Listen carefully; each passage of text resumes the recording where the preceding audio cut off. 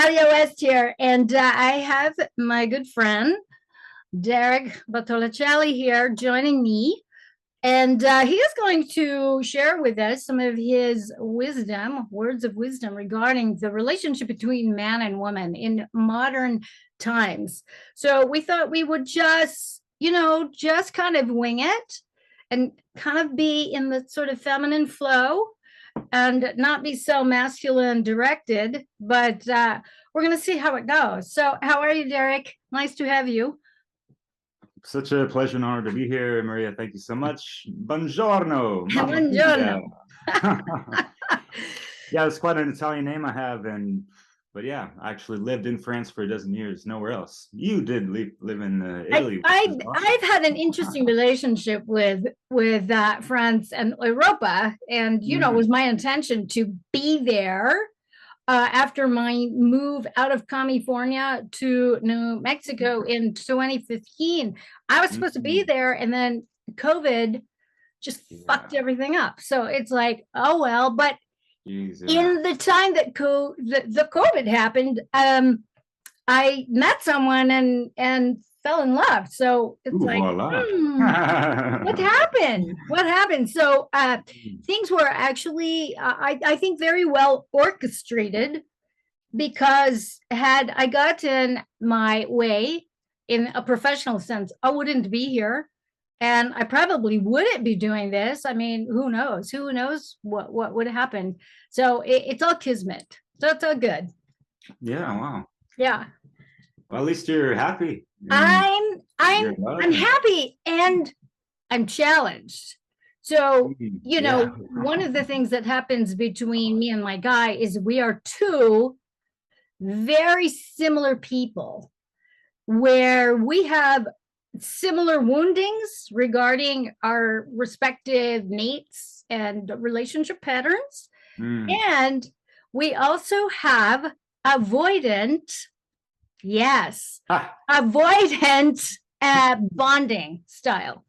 So you have two avoidants trying to be intimate and in a loving, committed partnership, and it's just like it's I mean, there's no books about it, I don't think. I probably have to write it, Yeah, I'm not even familiar with that term. But, So there's attachment style when you're a baby. So there's avoid. It has a lot to do with neglect and abuse, whether covert or overt. And then there is the anxious, which is a lot of abandonment issues. I don't have that so much, because I'm the one that was always leaving, breaking up with people. But I do have this, I don't like drama. So when drama starts happening, I've been accused of being more man-like, where I check out. I check out and I just go, you know what? Fuck this. But it's not sustainable, especially when you are a woman, you want to open to love, and you want to explore that feminine longing of partnership. And, I don't have that much time left. But when you're in your 60s, it's like, oh, shit.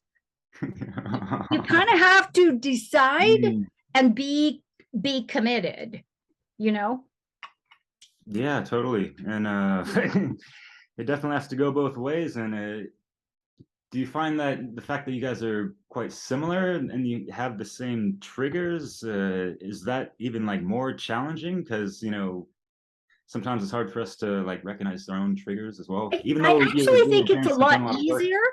I think it's a lot easier, actually, because we were in the car the other day, and it was funny because I was getting impatient. He was getting impatient. And I was when I get impatient about driving and about traffic, I have a tendency to, I use it as a trigger to wake myself up, because I realize I'm getting immersed in, the outer screen of the matrix, and I'm that acerbic commentary about people driving and on and on. So it's funny. We're on our way home. And I say jokingly, I go, oh my God, that dude in the red car was working my last fucking nerve. And he starts laughing. He goes, oh my God, we think so much alike. And it's a little disturbing, but I think what's good about it is that number one, we can't get away with too much. Keeping So yourself in check, there's no game plan. You don't get to play any games because he calls me out, I'll call him out. But that's really intense, and those tricky conversations are not happening. And so the whole thing with avoidance is that we need our space. So I'm very good being a hermit. You know, I'm very good because I'm an introvert. Even though I have a lot of stuff out in public, I'm an introvert. So it's easy for me to, I'm going home, and I turn off the phone, I turn off technology. So I go AWOL that way. And that's our default, is that we will hit kind of a challenging patch. And we haven't quite figured out how to navigate that in order for us to kind of stay. He's much better at it. I'm not. I will admit it. I'll admit it. And my default is to work. Right on, yeah. Yeah. And that's great that you're willing to do that and you're not lying to yourself. Yeah, but it's not, I see that it's not going to be sustainable, because in order to grow, we have to meet those challenges. We have to break down the proverbial wall and stay and really kind of work out the sort of concrete little go-tos. Otherwise, I think the relationship would probably stagnate to a point of, kind of the status quo. For sure, yeah. And I don't think we want to do that. Yeah. And there's so many ways we can go about these things. And I feel like, in my past relationship, I tried to keep things fresh, and like there's, for any kind of problem in life and consciousness, there's a solution, right? So it's all about people not being lazy in a sense. Yeah. So how did you go about that? I mean, were you the one that was like bringing that up? Yeah, it was more like self-aware, because at least my ex-wife, she wasn't like on the same like spiritual level, if you will, and this and that, not all about doing the inner work and all that good stuff.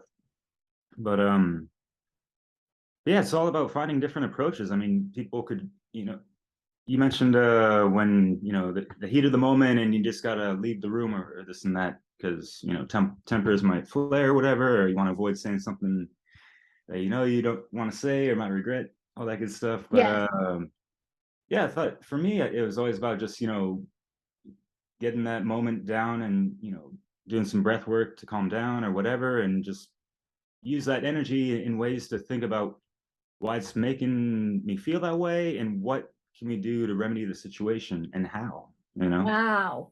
There's just so many ways, and like that's just the whole alchemical process of transmutation of energy. Wow. How did that land for your wife doing that? Was that unusual? No, it was pretty often. I mean, like any kind of relationship, there's going to be conflicts, no matter how harmonized it is, right? Right. And ours was really beautiful. She was such a sweet lady, a soft, sweet Tahitian flower, as I like to say. She's from Polynesia and everything, and just like over there, it's just a different mentality, and it's just like she was much more zen with a nice, calm voice, and she just like really mild mannered in a sense. And so that just being that kind of a example helped me, even though I had some major fucking ego issues and stuff. It was actually because of her and my awakened heart from the love, cultivated from our relationship. It was really just the first relationship I've ever had in my life. Wow. Like 24 years old. That activated my wanting to do better and making me look in the mirror 1,000 times and realizing like, yo, we cannot be doing this. I made my wife cry, kind of thing. You know what I mean?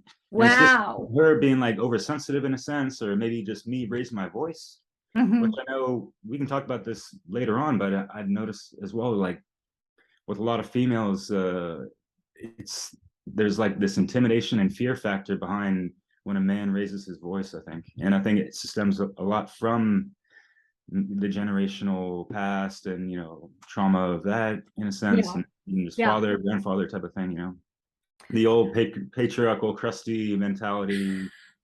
Yes. Ego. I mean, my generation, the men in my generation are, it's a split. You're either very absent or you're very forthright. And so the middle of the road, I just felt like was occupied by a lot of stoners. Ha! There we go.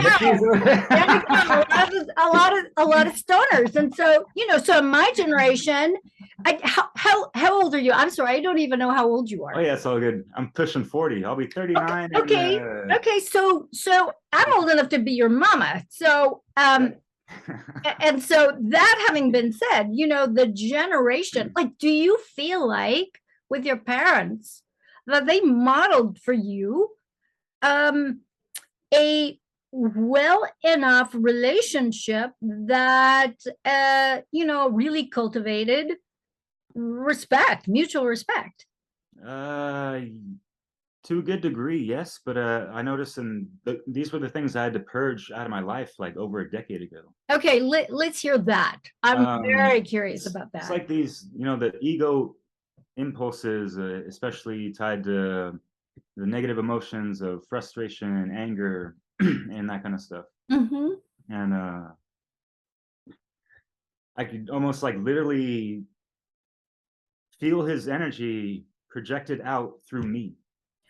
Whoa.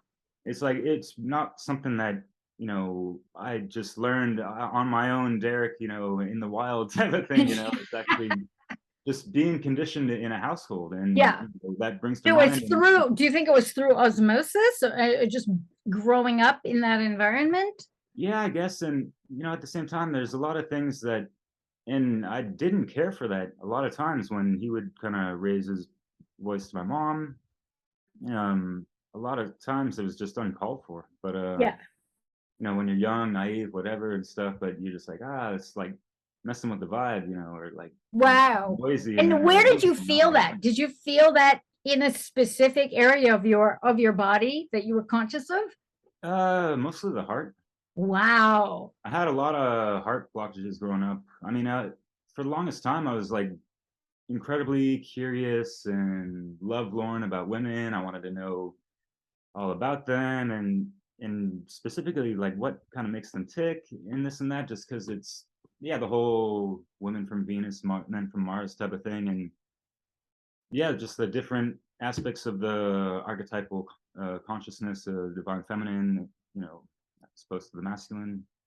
And I grew up really that hopeless romantic type, and not really finding someone that I was super attracted to, at least, who was available at the time. Yeah. And then, that blocked me from just like expressing myself much more. And it even affected my performance. I played at a very high level of soccer, for example, and this and that fucked that up. And it's just like, I lost my virginity when I was 19 years old, by the way. Cool. And I lost it to a woman who wanted me to mess around with her friends as well, but then turn around and get mad at me. And what she did was, I moved into a new house, and I opened the back door to the back, and she was out there on her knees, down on some guy. In front of you? Yeah, like just on a property for no reason. They're like the neighbors. I don't know why they were there. Was this in California? Yeah. Was this in Marin County? Santa Rosa. I went to Santa Rosa. Okay, because when I was married to husband number one, like, the whole open marriage thing of the 1970s, like we were married in 1978, and the whole thing was free love, free sex. And we got invited to a party that was nearby. This was in Mill Valley. There's a fucking trapeze hanging from like the fourth floor, and everybody's in a pile. I was like, what the fuck is going on? Damn. I was not having it. It was very upsetting, but that was that was kind of like the notion. And I know, California, Marin, Sonoma County, all of that, it's like free love, very quote unquote sex positive, pop tantra. I mean, I can't take it. I can't take it. Hey, the And worst I is in come from a Bohemian very Grove, right? traditional, I'm not traditional, I'm more old fashioned, but my studies of Tantra are very authentic. They're not westernized. Here in pop Tantra it's all about sex. Whereas real Tantra, sex is just one facet of the totality of living and navigating the human experience of day to day, the mundane, the cosmic, all of it. And here it's just, it's a free for all. Jeez, wow. So what was that like for you? What was that like for you? Did that just blow you away? I was, just heartbroken, even though I didn't have a whole lot of feelings for her, I guess. Because we just hooked up at a party, and we hooked up for a little bit more afterwards. But because I never was a fan of those the one night stands. It's like, hey, if it was good, why not do it again? What if people running from like the burden to, I got to sit down and talk to this person now and whatever. But I even today, all the heartbreak that I've felt, I'm still that curious boy that has that patience and compassion for all those female counterparts out there. Even though I'm feel just like taking a knee right now, I wouldn't say I'm repulsed by a lot of women these days, but it's kind of leaning towards that anyways. I believe it. There are a lot of very angry, very upset, very over masculinized women that are acting like men. And I don't call that empowerment. I call that an imbalance and actually an embodiment of the unconscious masculine within. Now, whether that was because there was a slew of unconscious sexual partners, relationships, whatever, I know that for myself, having gone through like 2 rounds of very extensive celibacy, where I chose, I was done. I was repulsed. It's like, don't fucking touch me. Don't touch me. I don't want to be in your space. I don't want to be saturated by somebody's energy. And one of the first things that happened, and I hear this a lot with men and women that I don't know if it happened to you, but I know for me, I went through a short period of promiscuity, or in my terms. Okay. I hear so much more, and I'm just like, I try not to judge, and I'm just like going, that can't be possible. I don't get it. But that being said, for myself, it was a little much. And I remember having this poignant moment where I started having dreams that had nothing to do with my life. Because of, just the consciousness you absorb from the other men. Yes, absolutely. And I started absorbing anxiety, these bodily insecurities, this weird rage. Like I remember this rage. And it's like, whoa, that is not I don't even relate to that. And just the sort of unsteadiness within the own fiber of my being. And I hear that men experience that as well. So I think there's a transference in sexual relationships that are not based on consciousness and loving intention. Because one of the things we're going to talk about is the difference between sex and making love. Yes. And I love how they say it in French, it's like such a romantic language. Don't you miss it? On peut faire l'amour sur les étoiles, et c'est génial. And just je t'aime, ma belle, ma chérie. The terms of endearment just sound a little bland in English, but keep it spicy, whatever. But Yeah. anyways. Yeah, in Finnish, rakastan sinua, that's I love you. Rakastan sinua. Rakani is like sweetheart, and he seems, I like that. I like that. Or in German, ich liebe dich. I'm just like, what? Ooh.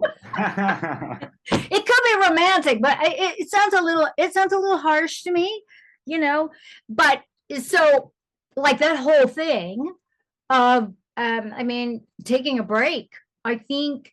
And I was always one that took a break in between relationships.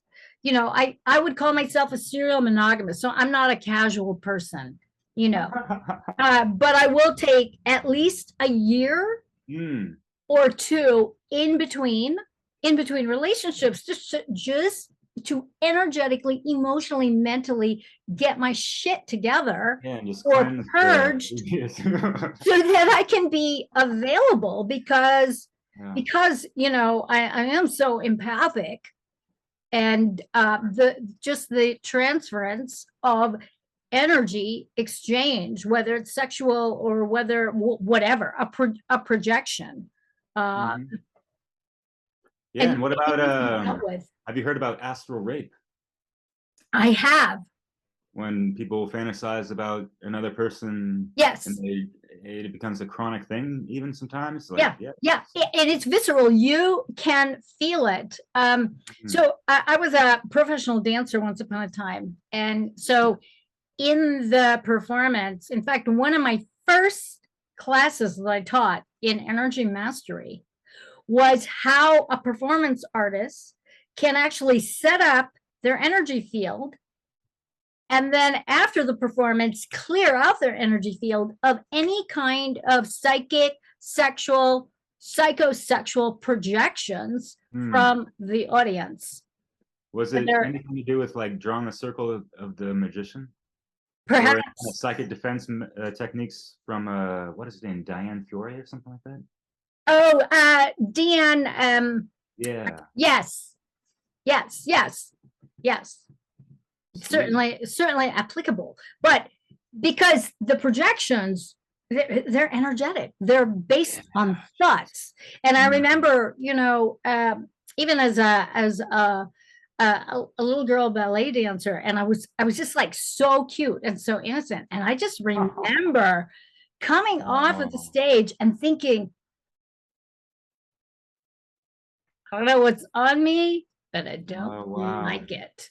Jeez. And so I always had this just sort of in just this feeling of ick. Wow. I mean, that alone could be traumatic. And yes, that blew my mind for me, just like thinking of that and quantifying it on the macrocosmic scale. How many young women have been subjected to so many unconscious perverted projections? And then we're trained that not only is it acceptable, it's something that we want to cultivate in lieu of our own esteem. So we look at other esteem to have that attention. The Instagram is just like, oh my God. It's kind of frightening. It is, yeah, and it's being perpetuated in like early on. I mean, the whole the dance industry, the music industry, the movie industry, all of it. It just cultivates that sort of voyeuristic expectation and entitlement, really. Yeah, and how much programming is going on with Hollywood or Bollywood or any kind of production of media, in like go to the princess programming, the jock athlete programming, right? The guy, so many other things. And like you said, like this self-entitlement nowadays. Oh wow. So what was your childhood like in terms of and I'm relating your upbringing and your various levels of awareness, from like when you were a baby to toddler to a child to prepubescent boy, etc. What were the influences of, say, media, magazines, Hollywood television? Yeah, well, let's see. I watched the first time I ever had an ejaculation, I was scared as shit. I didn't know what was happening. Oh, of course. I was in Germany actually, and they had like porn on regular cable TV at the time or something like. Just Germans, man. Being Tell ya. subjected to that so young or whatever. Like, okay, yeah, a little over exciting, but Yeah. But yeah, then you get more curious as to that, and you obviously know that there's Playboy, and if someone's father, you know, has that around, you know, you're getting more curious and this and that, and you know, actually, I guess I don't know. I was born in '83. I really don't identify as a millennial. You were part of the sort of MTV generation that came up. We were subjected to some shit, yo. But how worse is it today? But anyways. Yeah, I think it's much more out in the open, and just I think it's crazy now. I mean, I would not want to be raising young children at this time. I know, yeah. So going back real quick, because like, yeah, getting the porn, and you know, I didn't really fall into this whole, at least, you know, as much as the average guy, as far as like this whole objectifying women and, you know, using degrading language to refer to them as, or the body parts, that kind of stuff. Yeah.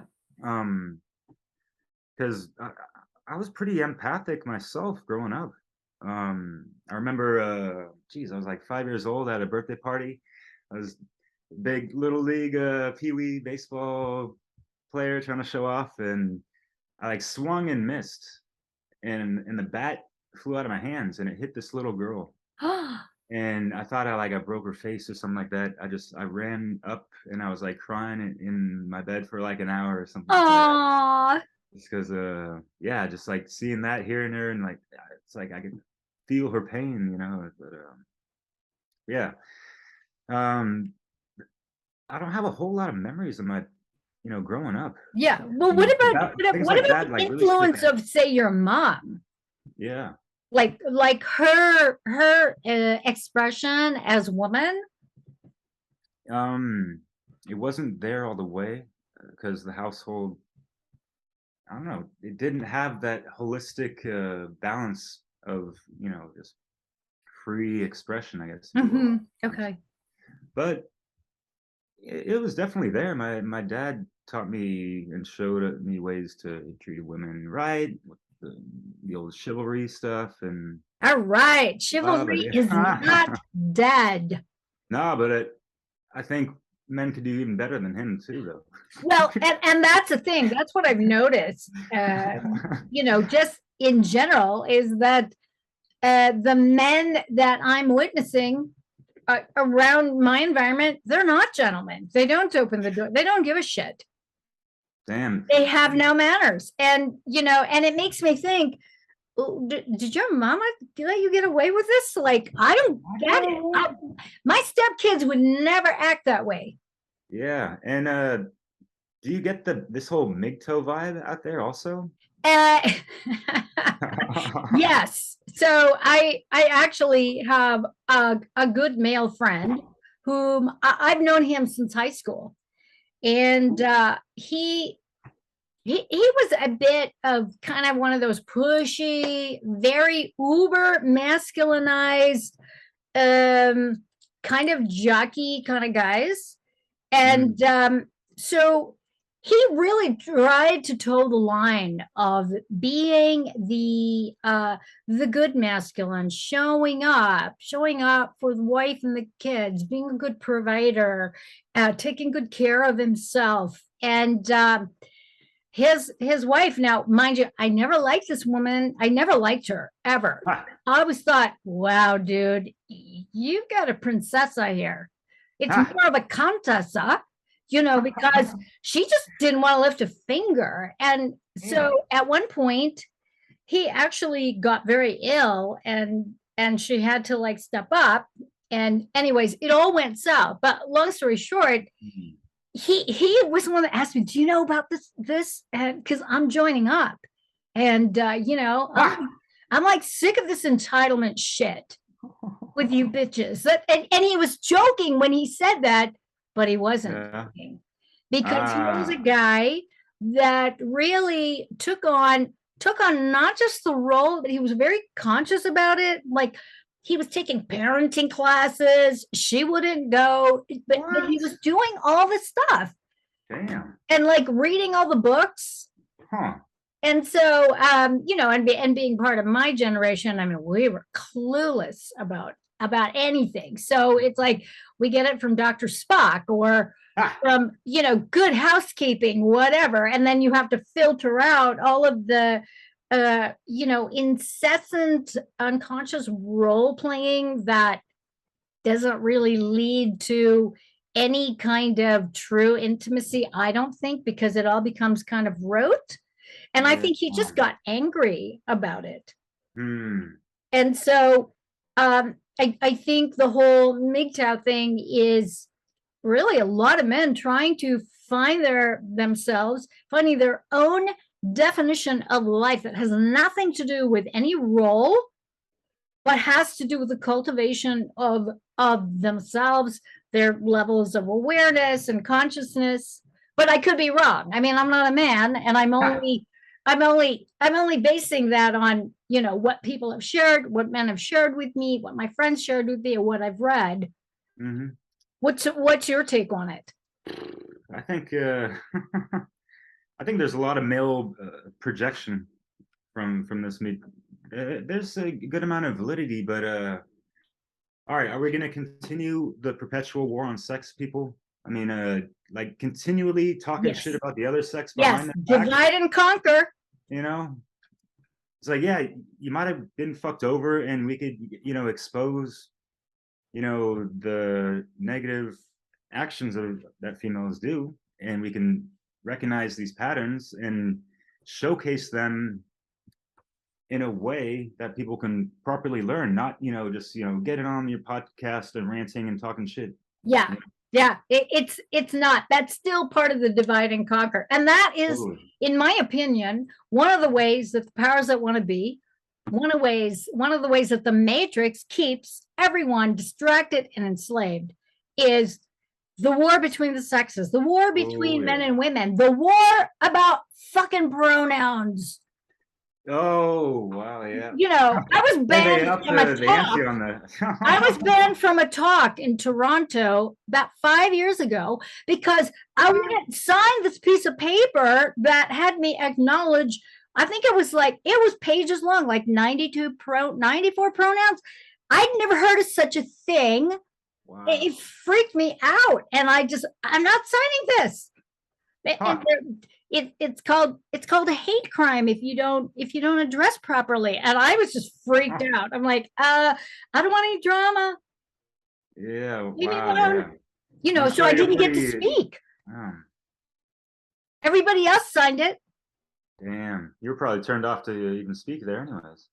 Yeah, I won't because I'm not going to cultivate. I don't want to cultivate that. I don't want to support that. You know, let's just level the playing field and just understand that regardless of your gender, you have masculine energy and feminine energy, doing energy and being energy. Balance your suffering with pleasure. I mean, it's simple, you know, and anything that creates some kind of divide, get the fuck away from it. We have to integrate, you know, all of that stuff. Yeah, well, people are still healing. They haven't figured out, you know, all their triggers, I think, as well. I think there's a lot of residual resentments between a lot of people and, you know, their heartbreaks in the past or fucked over or whatever. Yeah. Are you seeing that like with your male friends and colleagues, people you know? Like what is the consensus of what you I know I want to know what's your consensus of, like, say, your peers as far as what again, sorry? As far as, you know, relationships and the challenges. Yeah, I don't have a whole lot of friends that open up a whole lot to me. Coworkers, they don't really want to get in too deep into such things. Yeah. Yeah. And to be honest, I mean, I don't know if you heard this from a lot of guys anyways, but I mean, this just might be my personal thing, but I don't know, I feel more comfortable like talking about these things with women, not guys. Yeah. And this is I something I believe that. and I think one thing that is lacking with a lot of women uh, who are in relationships, right, is that they lack some of that divine feminine energy that cultivates that safe space for their partner Yes. to really be vulnerable, Yes. let any kind of emotion out, and not be, have that judgmental approach or vibe or anything like that. Right. Yeah, I would agree with that. I would agree with that. In fact, my guy has like told me that there's this place that he can be with me where it's a place to open and to like really share and be vulnerable, because at the end of the day, that's kind of like what it is. No.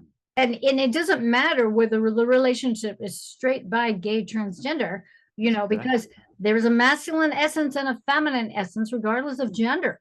And those interactions and the sort of ways that we come together, in even just a basic conversation about needs, about setting boundaries, where needs requested, wants and needs requested, boundaries requested, are not an affront or threat or a demand or something that like connotes some kind of entitlement. You know what I'm saying? Yeah.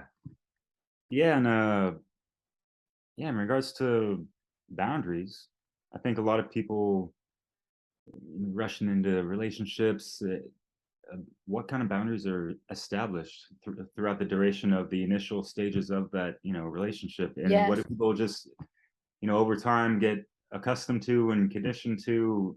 And so what are boundaries anyways? Yeah. Is it what one person is willing to accept from the other, or is it something else? That's a good question. What's your take on boundaries? Yeah, this has been a hot topic. It is a hot With some topic. women I've spoken with over the past couple of years, and just like those hermetic principles, they got to be kind of immutable. If you're gonna establish something, and they break, it's gonna just mess up the foundation for the future encounters that could result in the same abuse, and that's how the cycle continues, type of thing. Right. But what kind of communication is going on between the couple? How are they really being honest with themselves? As much as the other person? Do they actually truly know themselves? Are they really in touch with their the mind, body, spirit, and are those really truly aligned properly? No, those are very, very good points. And I think a lot of that gets waylaid. It's ignored or just not seen. I know that the person that I'm with now, we went slow. I mean, it was almost 10 years for me. And so it's like, I have to get to know you. I have to get to know who you are. Do I even enjoy having a meal with you? Because if I can't have a meal with you, we're kind of fucked. Because I like to eat. I like to cook. I mean, that is a whole, that's a whole array of earthly sensualities that are like required. We can't eat and run. We're not going to be in a hurry. And then also too, feeling into each other's, limits and edges. I mean, that can be, because I find with clients and students and just people that I know who are just, it's like, it's this static thing. I'm so frustrated. Where is he? Where is she? And it's like, you have to be good with yourself. Yeah. And for me, boundaries is really about, knowing what your values are, what's important to you, what's your morality, what are the things that are absolute deal breakers. It's a way to conserve your energy, to conserve your well-being, stay centered in your sovereignty, and not be sort of hijacked by another person's reality. And I'm finding that there's way too many people get way too exclusive way too fast. Yeah. Way too fast. They're already walking down the aisle after a week, or after texting for like 3 days. It's like, what is wrong with you? Stop it. You don't even know if this person is real. Yeah, because when you fall in love or whatever, right? I kind of, last woman said it even better. Why not rise in love? I like that. What are we falling into? Yeah. Yes. It's a trap. Exactly. No. Yeah. No, fall in love, be loved, but yeah, rise to love. I love that. Yeah. That's beautiful. Yeah, but no, like the initial, Dr. Bruce Lipton calls it, the honeymoon stage of the relationship. Yes. And yeah, it's when we're a lot more airy-fairy and not as grounded as, yes. Like, oh, we're bubbling up in the lovey-dovey vibes. That's very true. So yeah, obviously we're not necessarily thinking completely rationally or clear-headed. Right. And then there are the hormone cocktails. I mean, once you start bonding, and especially when it becomes sexual, and if it becomes sexual prematurely and you haven't vetted the person and they haven't vetted you, and there's a parting of the ways. I mean, this is why it's so painful, because you get bombarded with love hormones. Yeah.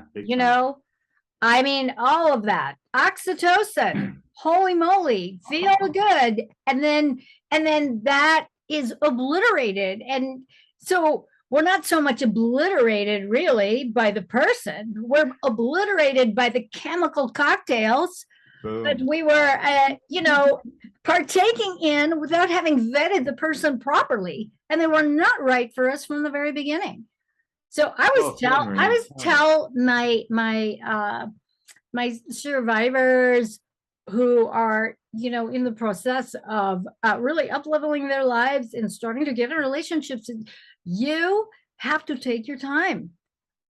And this exclusivity trap, it gets men and women into big trouble, especially if you become sexual too early in the relationship, or don't have the same values, the same morality, the same sort of world view, universal view, in the spiritual context. I think that's really, really important.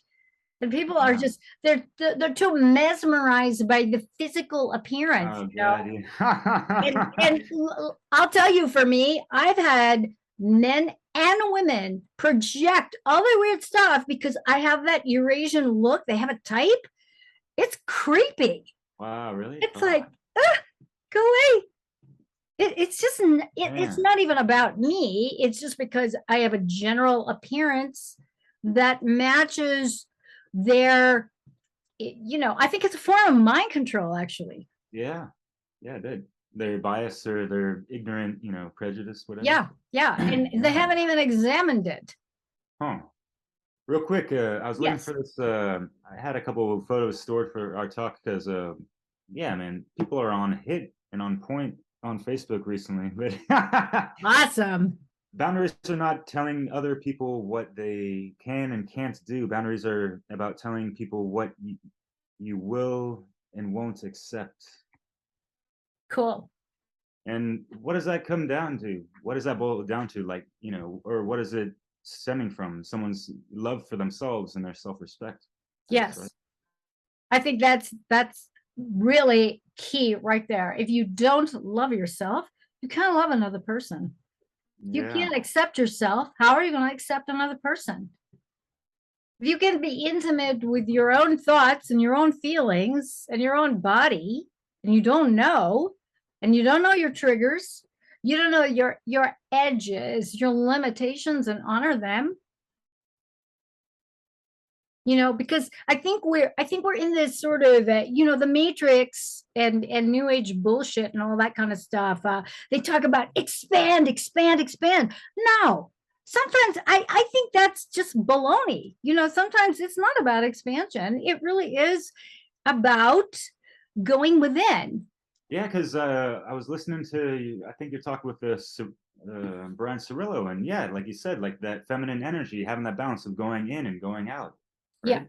Yeah, that was brilliant how you said that. Yeah, thank you. It's like every expansion has an equal and opposite contraction. And that expansion, or that, you know, just going all out, it's not sustainable. You will burn yourself out. I know this from personal experience. You know, and having been a woman, you know, the women in my generation, we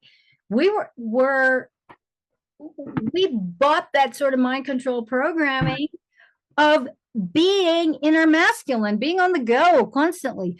Oh, nice. Is it moving? Oh no. It looks like this.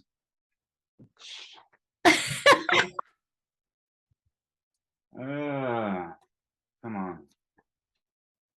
Can you see that? Sweet. In and out? Somewhat. Is it not doing it? Sorry, yeah. Wow.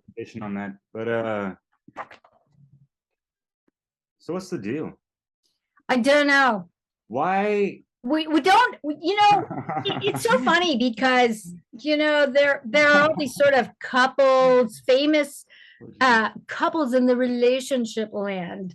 And then you find out down the line that it was all bullshit. You know, they weren't even together, or they're in trouble because there's just way too much, I think, relationship fraud and fakery going on with the so-called relationship experts. You know, I am most definitely not a relationship expert. I'm not. Yeah, likewise. You know, but I show up. Damn straight, yeah. And we live and learn, and you know, we really do a lot of inner work. Yeah, just exactly. So the great work is that's it. Yeah, I'm trying to do my part within my own self, and you know, sharing some things on my YouTube channel, which I didn't even think we mentioned, but we should. You need to send me the links and all of that so we can share. Yeah, sure. Because I mean, one of the reasons why I did it also is because, talking about, you know, my upbringing a little bit, listening to a lot of bullshit rap that, you know, talks about, you know, like degradation of women and stuff, and calling bitches hoes and all that, you know, noise, garbage. Yeah, I had to purge a lot of music out of my life over the years, and that's so good. Was that easy to do, or was it tricky?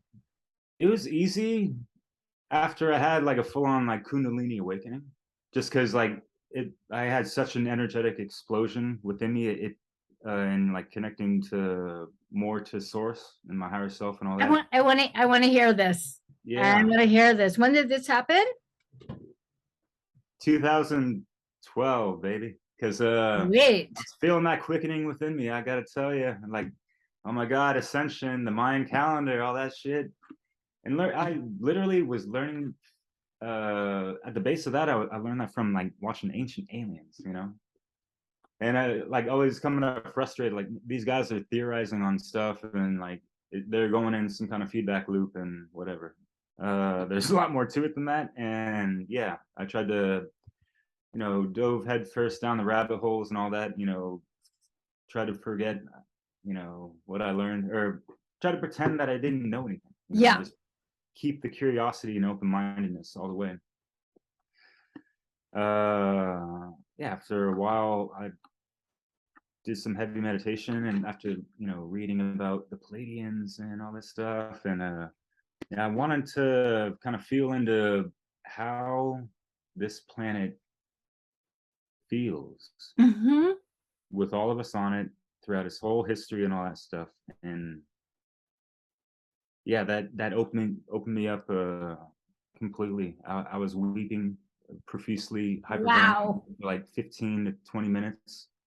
But it was also like, reflecting back on my life and how much of a positive or negative contribution I've been here. And I realized, like, wow, it's like not much at all. Like, what the hell am I doing? I wanted to have kids with my wife. I wanted to learn about stuff. I wanted to teach them properly. I wanted them to listen to good music, eat good food, be healthy, and all this stuff. I wanted to be a better husband to my wife and all that, at the same time. So I was doing an alchemical process at the same time that I didn't even know the term. I didn't even know what natural law was, all this stuff, but I was on that trajectory. And yeah, that is so good. I love it. Yeah, but no, I literally, I would never have considered myself awake if I didn't feel like I literally got zapped by the fucking universe. Like, that's how strong it was. And ever since that day, I just felt like I have some kind of DNA activated, if you will, some more than just two. How old were you? So you were like about 29, 20, 28, yeah. 28, 29. Yeah, and like since then I've just felt like on the same kind of youthfulness spirit, if you will, and this and that, obviously refining the knowledge and all that good stuff. But yeah. And since that time I took it upon myself to like be my own DJ, and I put out all types of good, proper hip hop. That's all geared towards, like I made it like the soundtrack to my awakening. That was kind of like the first initial mixes and stuff.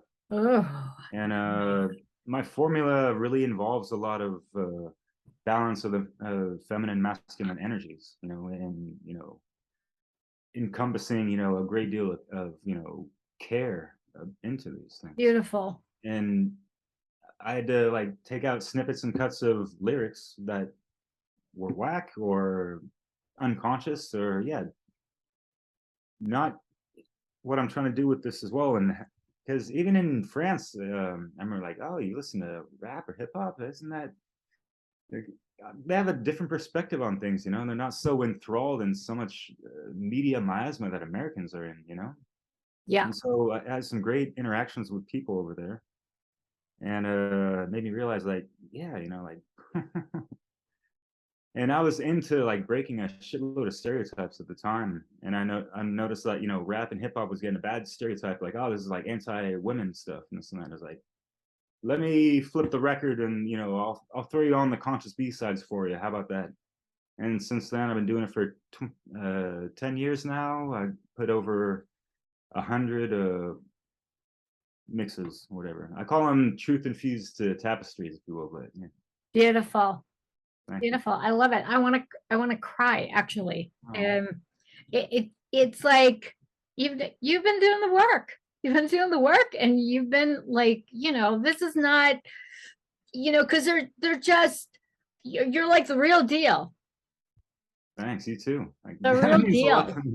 And and it's so rare, because the world, the matrix, it's not so safe for men to like really come out whole, to come out and be the dynamic masculine and the feminine, because it's not static.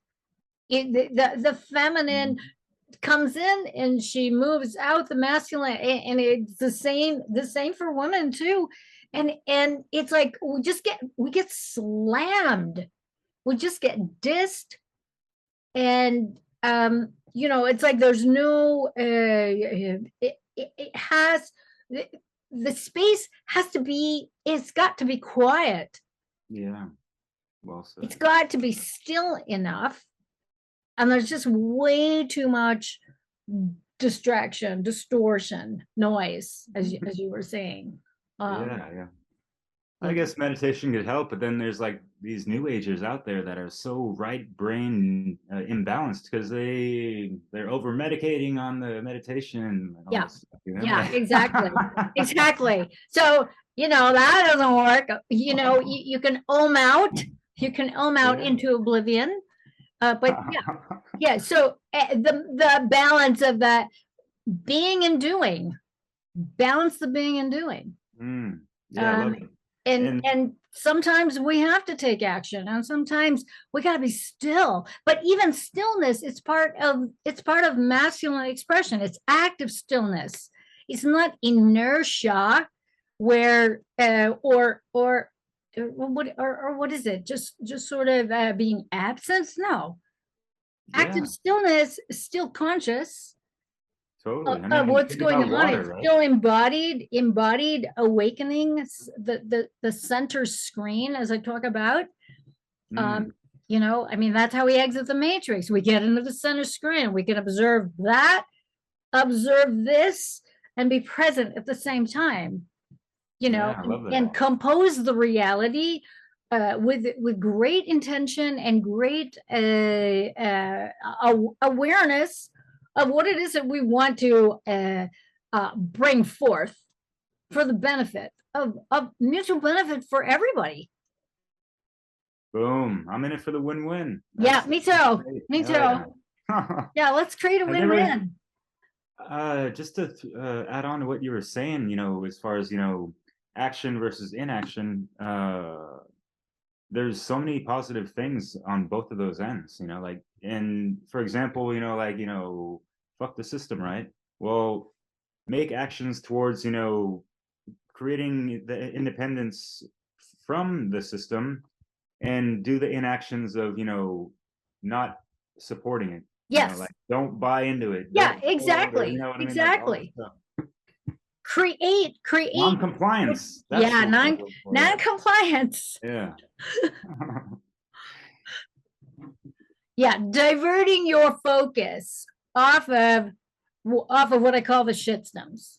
Is it good to know them? Yes, it is, because by knowing what it is that you don't want to participate in, you're going to create stuff that you do want to participate in, and that's the focus right there. Focusing on that.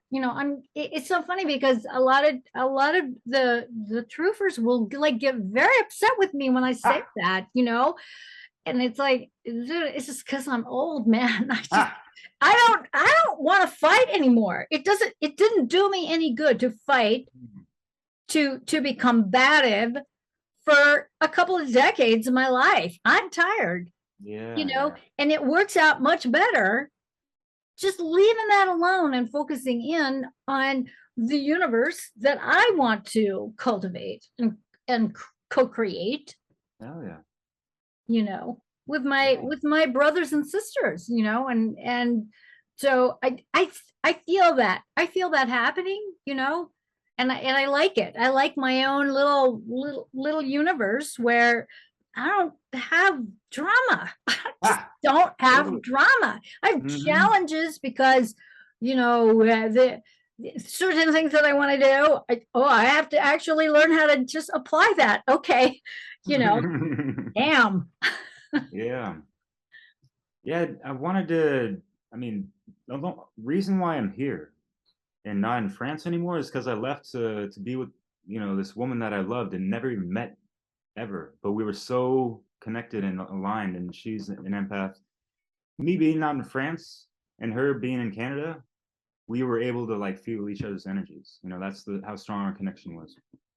And we were talking about, she lives out in the mountains, in isolation areas kind of, and we're talking about building our own hobbit hole. That's nice. Living off the land as much as possible, that off-grid goodness. It doesn't mean we're turning our backs against the world. I don't know why people have this idea that folks, it's not all or nothing. That attitude is so, I hear that, I'm like, right. Do you even know what infrastructures you need and what that's going to take? Do you have I did a any video on that. idea? Yeah. I mean, it's like La La Land to a lot of these people. It's just like magical thinking, and they're not gonna Google it, or they're not gonna research it and find out what's needed. Hell, they can't even plant anything. They're having DoorDash delivered to their front door. Of all the organic foods. That's like really cool. I'm just like, no, Yeah. no, do it yourself. Right. Yeah. I love cooking. Yeah. And what do you cook? Going back to real quick, just Yeah. in a decent example of a male in a role being married, right? I was trying to keep the married life fresh, and my wife at the time was very thankful that, like, oh, tu fais les petites attentions, I paid attention to detail. I did things like, try to be on my best behavior when she's going through a menstrual cycle or something like that. I would go out to the store and get her anything she needed, tampons, all that good stuff. Didn't matter. She didn't like going shopping at all, so I ended up doing all the shopping anyways. We had our negotiations and just made things work. It was all good. And I cooked 99% of the time for her. For the 11 years we were together, 99% of the time. How many men can say that? I don't know that many. Although my Christopher and I, we cook. He'll cook. We both cook. It's fun. It's sexy. Cool. It's like, yeah, I love it. Yeah. Honestly, anything about life, doing it with someone you love is awesome. I don't know why you have these, but you see it on the TV and people get programmed by the TV and all this crap. Like, oh, I gotta wash the dishes. Oh my gosh. Well, I love it. Like, he is a dishwasher. I like washing them by hand. I have a dishwasher in my house. I don't use it. I wash by hand. There's something about it for me that's actually very sensual. I like it. I like it. So we're homebodies. In fact, when that time we went out, we look at each other. We actually got out of the house. It's funny. It's funny because at the end of the day, I think, we look at each other. Yeah, we could do that. No, it's better to stay home. We cook, and he's learning how to play the piano. I'm a musician, and so over the last 2 years, it's amazing to hear him play. Oh, wow. So he's learning a piano piece by this Italian artist Ludovica Einaudi, and it's beautiful, beautiful. And when we first got together, I remember he played that when we were first seeing each other, and I just remember this is beautiful. I got home, I heard it, and I started playing it. It's like I can do that, and so now he's learning it. It's beautiful. It's so magical. I mean, these are the beautiful, simple things in life, and they don't cost money. Right? Yeah. Going out on walks and all that good stuff. Why does everyone have to say, like, oh, long walks on the beach? Really? Not everyone lives by the beach, and like. Yeah, I don't want to get. I don't like the sand so much. Yeah, I like the mountains. I like motorcycle rides. So we're out on the motorcycle. Damn, I'm nice and fast. It's fun. You want to know an interesting fact about me? Yes. Never cheated on anyone, even with that woman that I was with, and never met her before on a long distance. I didn't. Wow. Yeah. I've only had sex with not even 20 women in my life. Yet, for some reason, I've seen thousands of breasts. Nice. You want to know how? How? And it's not porn. Actually, I purged that shit out of my life a long time ago. For 6 years, I worked on the Mediterranean beach, and you know how they go in France, right? Oh yes. Yeah. So having that there all the time and not cheating on my wife, and she was gone a lot of times during the summer. visiting her folks in Tahiti or Corsica. She's half Corsican, by the way. I kept it legit, you know. Yeah. And actually, I was working so much outside that I was missing out on the real great work inside. You know what I mean? Yeah. Well, so we have a similar story. I cheated once and I got caught. I got caught as I was leaving, and the man that I was with at the time was laying on the hood of my Volkswagen convertible, and he points. And he said, "I saw you," and the look on his face, I never wanted to do that to another human being again. I mean, it was just like, holy moly. And I was not in love with this person. And he was very, very, very, very enamored. And I'd only been freshly divorced from number one, and it was a weird experience. It was just the level of regret, remorse, you know, and the sort of self-examination that you have to do. It's like, like, why did you do that? And then oddly enough, he admitted that he kind of pushed me in that direction. Because so the guy was a not my boyfriend, but the other guy was a piano player, and I used to do jazz torch songs, and I was sick of lugging a piano around. So he told me about this guy and said, you know, you and should really get together. I think it would be a great match, you know, and I didn't want to do it. I didn't want to do it. And anyways, whatever. It was not a good match either way. It was not a good match, but that kind of, you know, you just have that consciousness where this is wrong. Yeah. This is not cool. And this isn't you. So what's your problem? You know? Yeah. Do you think the ego has ego issues? Yes, definitely. Definitely, because it takes direction from everybody. Yeah. It's not even, it doesn't even know itself. It's like, what? It's just, you know. And so I think part of the great work is so funny because, you know, you're just kind of like dodging this onslaught of whether it's projections or whether it's, you know, distractions, disruptors, hijackers, you know. It's like part of, okay, I'm just going to say, stay centered, step away from the vehicle, move along, you know, nothing to see here. Just like sometimes you have to willfully ignore things. Yeah. And not let it affect you. So, I mean, this is how about like toxic things. Toxic things, like the news. Yeah, they're just loosening out your energy. Yeah, stuff about Sam Anointed. I can't do it. I when I get sucked in, like I feel my consciousness get sucked in to the outer screen, and I'm like, "Well, girl, what just happened? What just happened?" And it's obnoxious because it happens so fast.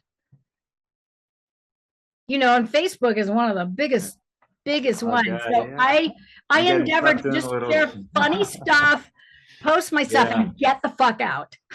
Yeah, real talk. Yeah, but you got guys like who, Justin Padini, who's a hella funny and shit. I love him. He's so funny. I just fall down laughing. I fall down laughing, mostly. And he is absolutely delightful because he just fucking nails it. Yeah, right. I wanted to go back to the whole cheating thing because listening to Manly P. Hall a couple years ago, I'm not going to butcher his quote, but you know, I kind of took what he said in regards to just like being an honest, decent person in life in general, with your relationship with yourself and relationship with other people. how is one's relationship with themselves anyways? Are they cheating on themselves? That just came to mind. But what happens when we lie to people, when we cheat on them? We're disrupting the magnetic connection, the energetic magnetic connection between Absolutely. people on an unconscious and subconscious level and a conscious level. Yeah. Whether they know I think it's a about it or tear. not, you know? I think it's a tear. Yeah. It's a tear in the energy field between you two. Mhm. And I think it stays there. Yeah. And so I know with me and my guy, we have similar patterns in terms of our exes, liars, cheaters, the whole 9 yards. And I just remember, the whole thing of gaslighting, where something is wrong, something is off, and you're being told you're imagining things, or she gets some self-esteem and you're just too insecure, blah blah blah blah blah, and that is horrible, because what it does is that it makes the discretions, the distortions, the wounding even bigger. Boom. Totally. And that's what a narcissist loves to do. More energy to feed off of. The power burst. Give me that. Yeah. And we can talk about that. And I can tell you some things that you probably never heard in your life in regards to all this. Okay. Should I go? Okay. Yeah. Go. Where the hell does this energy come from? This narcissistic energy of needing to feed off another person's energy. It wasn't originally here because we weren't in a fallen time matrix like we are right now. We have to go back to the fall of Atlantis, and how we were cut off from source. We were all 12-strand DNA breatharian type of people, Magi Grail shaman stuff. I don't know if you followed Seth Exposa's work. Yes. Love that man. Yeah. Been meaning to hit up his initiation for a long time, but I'm in France, so I'm heartbroken. I got my own distractions, right? Yeah. But and this is something that I kind of have been tying together through, studying, cosmic history and all that. So we have these, the negative alien entities and all that stuff, and Anunnaki and whatever the hell, and all these false consciousness overlays, and even like codes of creation that they placed upon this planet for eons now. What that model is narcissistic in and of itself, because it needs energy outside of itself to continue fuel lining its system or operation or its being. Yes. So, and that's how the matrix is fueled. Yes, totally. And so, yeah, we're getting that from macro all the way down to the microcosmic. We're not supposed to be eating other life forms just to sustain our own life. We're supposed to have self-perpetuated energy within ourselves, connected to the higher force as well. But yeah, we don't have that. So I always try to keep things in mind to that degree, because it really helps cultivate and maintain a level of compassion for people, and even these fallen entities, and even these lower astral leeches. They have every right to exist, just like we do, and that's a hard one. I've gotten death threats for saying that. Yeah. Because people are like hardcore, the good versus evil kind of polarity. And it's still divide and conquer still. Mm-hmm. They don't realize we're non-dualistic beings or something.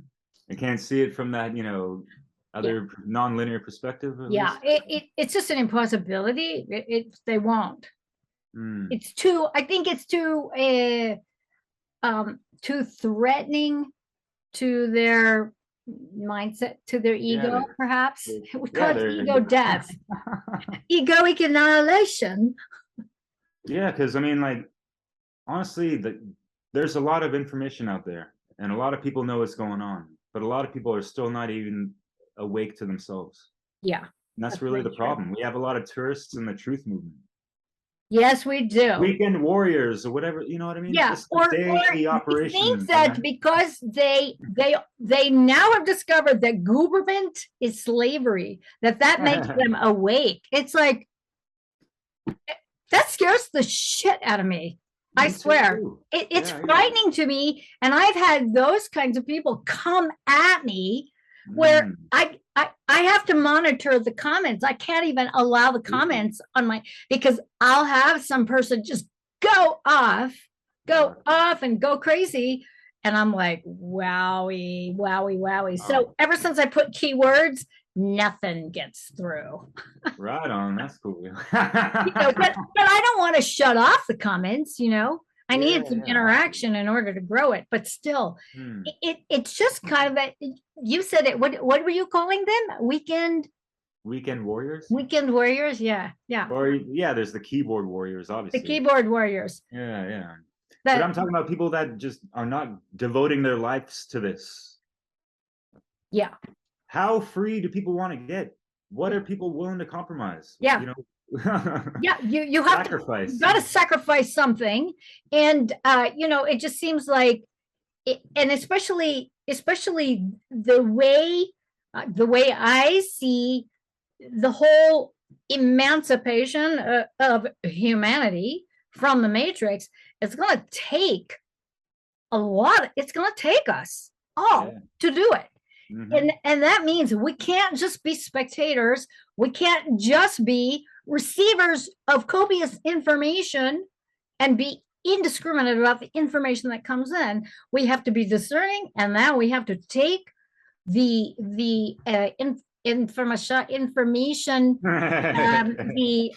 information, the knowledge, elevated up to wisdom, and then you have to disseminate it. You have to transmit it to your layer of the universe, to those people in your layer of the universe. And people just don't want to do it. They don't want to do it. Yeah.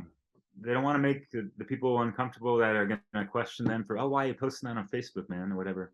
Yeah. And we get that, a lot of us have been there before. But crowd participation, everyone, kind of thing. Just like, and it doesn't matter, like, people don't have to put out videos like this or write articles. They can just share videos around, share knowledge. Yeah. And also, if they're not going to be, and if they got money to spare, help support people that are making a living off of only this. They don't have another side job. This is what they're doing. Yes. By donations. Yeah. Yeah. I don't have a side job. I mean, my work is my work. It's all encompassing. It all just comes back. It all goes back to what it is I'm doing. And then once you've been at it for a long time, I keep thinking, what else could I do? I mean, my gigs as a musician, as a touring musician, and also as a dancer and a martial arts instructor. I mean, this has all been part of my whole evolution to be doing what I'm doing and what I have been doing. Oh yeah. It's not. It hasn't been random. No. We go through all these trainings, and what is it? You got to understand your environment, and you also have to understand how your attention, your consciousness, your creative energy gets hijacked. So that, because the powers that want to be, they don't want you to be doing anything. They want you to be spectating and watching celebrities and taking your information from outside of yourself and not questioning reality whatsoever. And that, the reality that you see on media, that's it. And that's why I tell people, you have to travel, because that's not it. Boom. Yeah. Not it. Yeah. There's plenty of the planet that has no TV, has no internet, no distractions whatsoever, just nature. Digital detox much? Yeah, I like it. I like it. Yeah, that reminds me. Yeah, I put out a great actual video series to this, musical tapestry called like the Mass Media Miasma. It's like a 2 hour long thing.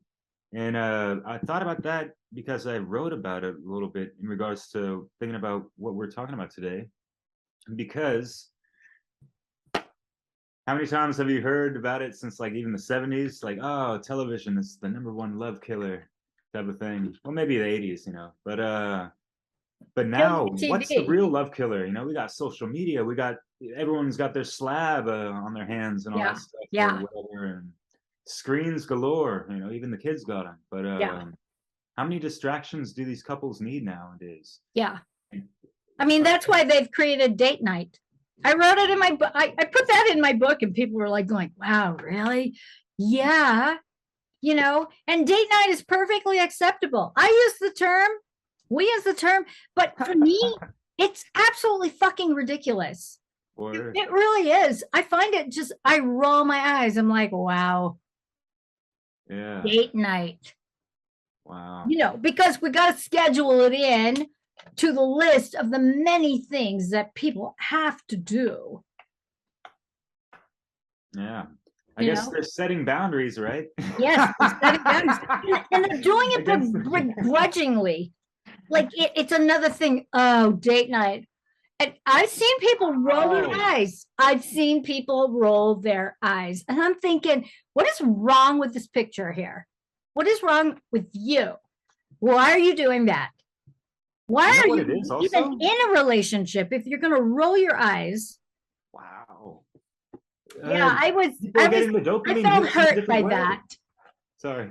I felt very hurt by that. It's like, wow, Mm. Yeah, because yeah, people are man. too distracted. They don't want to, they don't want to take the time or make the time to be with the beloveds. I'm You know, shocked. I got to write an email. Wow, Wow. that's important. Damn. I mean, I love snail mail. I'm one of those people. Yeah. I like cards. I like cards. I like Mm. letters. I still have people that I write cards and letters to. I love it. Yeah.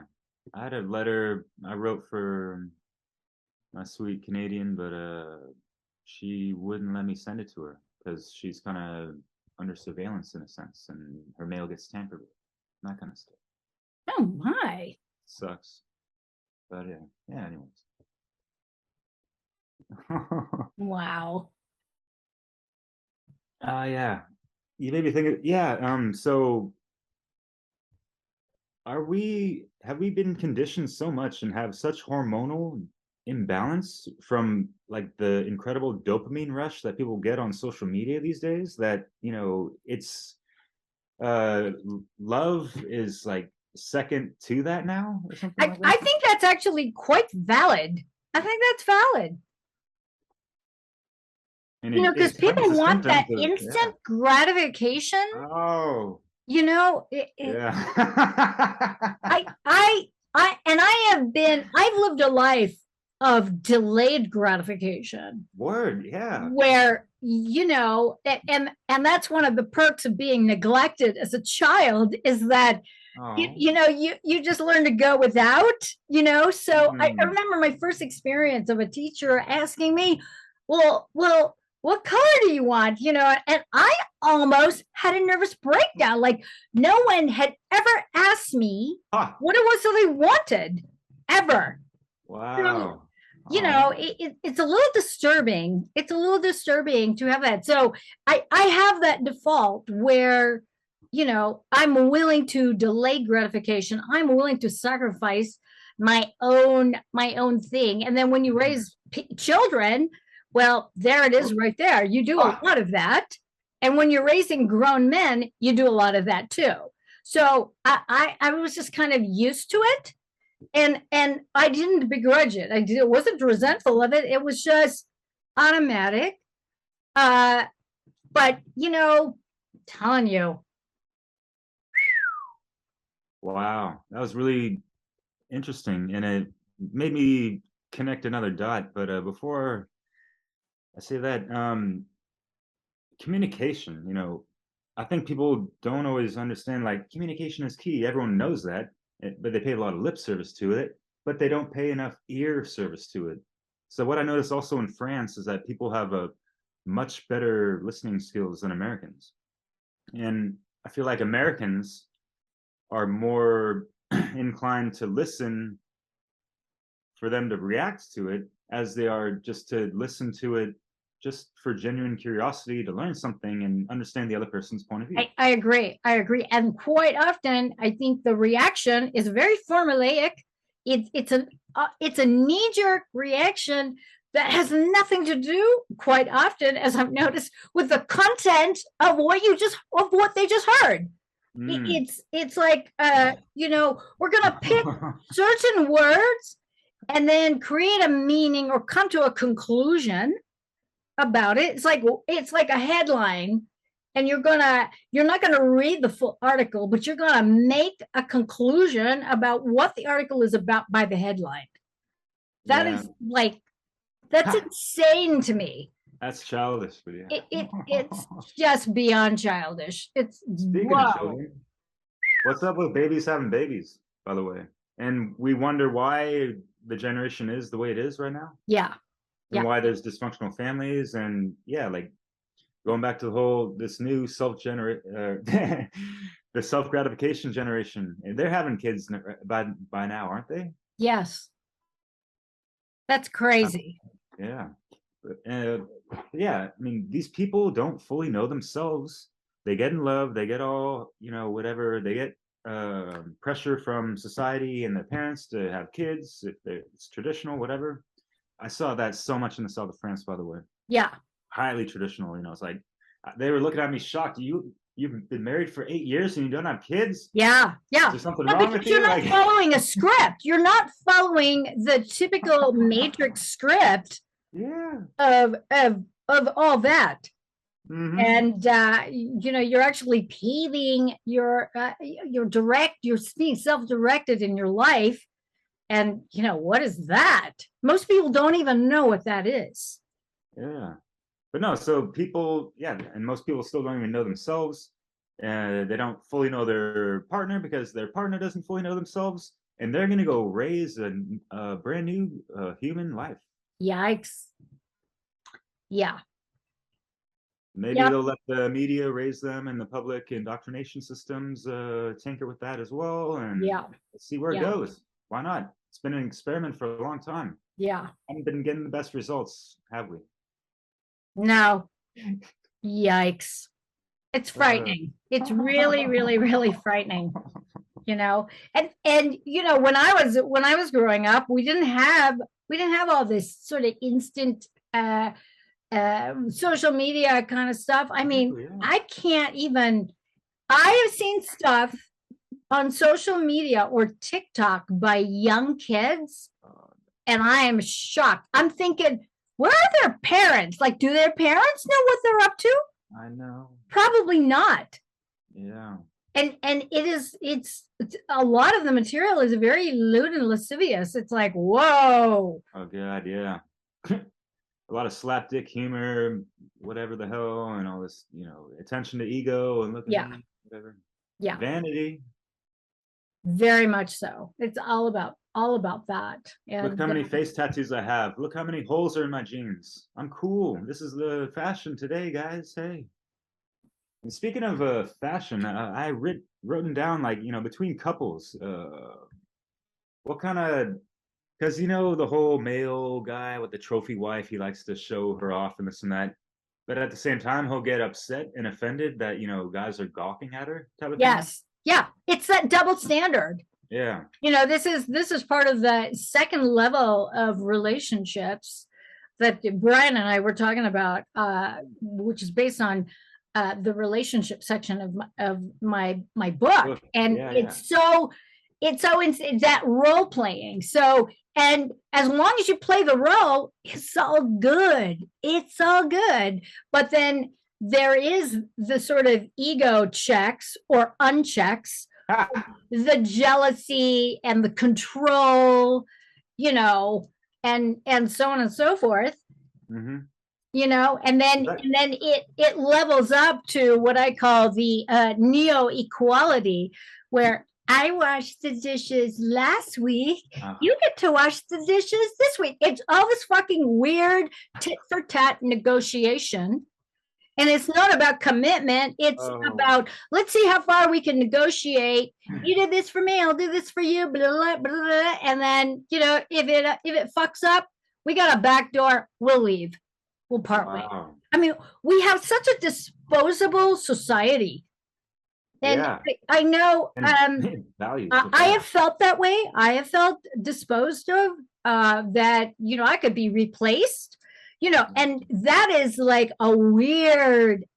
weird place to be. And I remember the first time it came up, I thought, holy shit, man, I need to keep that bullshit in check because, but yet it really is a reflection of modern day relationships. Yeah. Where it's not about commitments because people don't know themselves and we're just trolling and we're just living for the moment and we're just, yikes. It's not my cup of tea. I don't relate to that. Mm-hmm. I was always in for the long haul. I thought love was supposed to motivate someone to energize people, to make them want to do the right thing. To do better, to become a better person, to love your very bestest that you've ever loved. Right? Yeah. Wow. And then the blame game and all this stuff. Yeah. And it stems back again, just, lack of proper knowledge of self, the inner work, keeping it balanced, not having true trust of yourself. And obviously you're not trusting the other person if you keep playing these little tick for tat, blame game things or whatever, right? Or you're jealous, right? Yeah.